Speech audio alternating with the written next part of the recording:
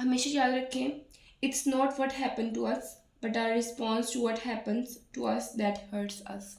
इसका मतलब ये है कि हमारे साथ जो बुरा हुआ वो तो बुरा हुआ, लेकिन जो हमारा रिस्पॉन्स है वो हमें ज़्यादा हर्ट करता है।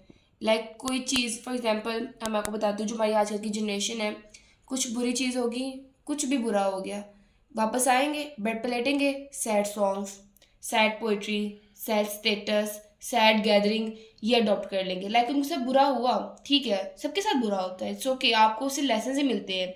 लेकिन आजकल की जनरेशन क्या करती है, उसको मज़ीद अपने आप को हर्ट करती है उसी गम से। वो निकलना चाहते ही नहीं। लाइक उनको बहुत शौक है विक्टिम बनने का, उनको बहुत शौक है हालात को अपने तारी करने का, उनको बहुत शौक है नेगेटिव बिहेवियर रखने का, उनको बहुत शौक है अपने गोल्स पर फोकस ना करने का और टेम्पररी जो चीज़ें हैं उन पर फोकस करने का।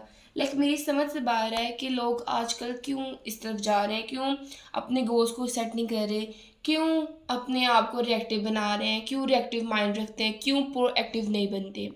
लाइक प्रोएक्टिव इंसान जो है वो आप कह लें कि एक बहुत मेच्योर, आपको मैं इसके समझाऊंगी कि बहुत मेच्योर पर्सन है।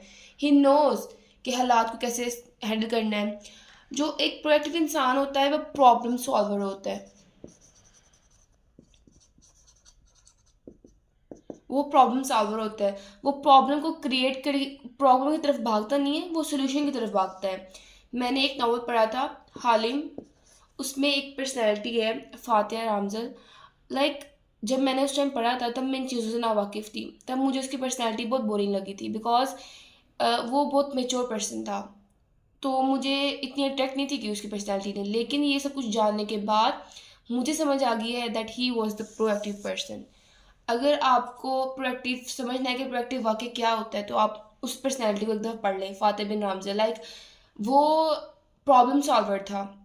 वो अपने आप को, अपने बिहेवियर को हालात पर, माहौल पर और इंसानों पर थोपता नहीं था कि मैं ऐसा हूँ तो मैं इसकी वजह से हूँ। वो अपने बिहेवियर को अपनी वैल्यूज़ के मुताबिक डील करता था। जो उसकी वैल्यूज़ हैं वो वही है। वो अपनी पर्सनैलिटी को कभी भी चेंज नहीं करता था। जो वो है वो है। वो